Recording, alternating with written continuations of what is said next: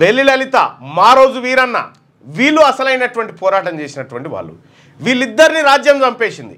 1997లో ఇక్కడ బెల్లి లలితని గద్దర్ ఆధ్వర్యంలో ఇక్కడ భువనగిరిలో తెలంగాణ జనసభ పెట్టిరు.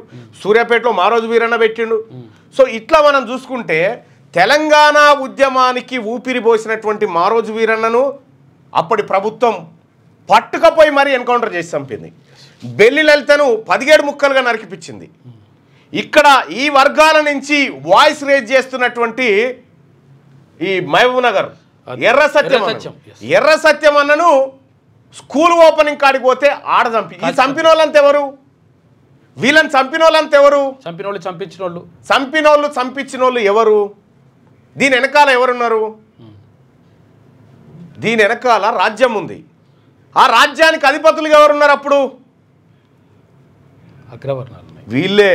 ఎవరైతే మా ప్రభుత్వాలు కూలిపోతాయని వీళ్ళ వల్ల భావించారో వాళ్ళే చంపించారు.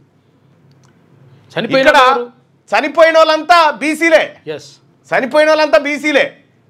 కోనపూరి రాములు ఎవరు? బీసీ కాదా? సాంబశివుడు బీసీ కాదా? బెల్లి లలిత యాదవుల బిడ్డ కాదా? మారోజు వీరన్న విశ్వకర్మ కాదా? ఇటు ఈయన ఎవరు? ఎర్ర సత్యం అన్న ముదిరాజు కాదా? ఇట్లా ఎంతో మందిని పొట్టన పెట్టుకుంది ఈ రాజ్యం. వీళ్ళ చరిత్రను ఒక్కసారి తొంగి చూస్తే వీళ్ళు ప్రభుత్వాలను మార్చేటువంటి శక్తిగా మారేటువంటి సమయంలో వీళ్ళని చంపారు. నేను అడుగుతా ఉన్నా బీసీ సమాజాన్ని, మీకోసం ఇంకెంతమంది చచ్చిపోవాలన్నాయా? మీరు మేల్కొని ఇంకెన్నడు మేల్కుంటారు? ఎంతమంది చచ్చిపోతే మీరు ఇంకా మేల్కుంటారో చెప్పండి. ఇలా మారోజు వీరన్న వర్ధంతి.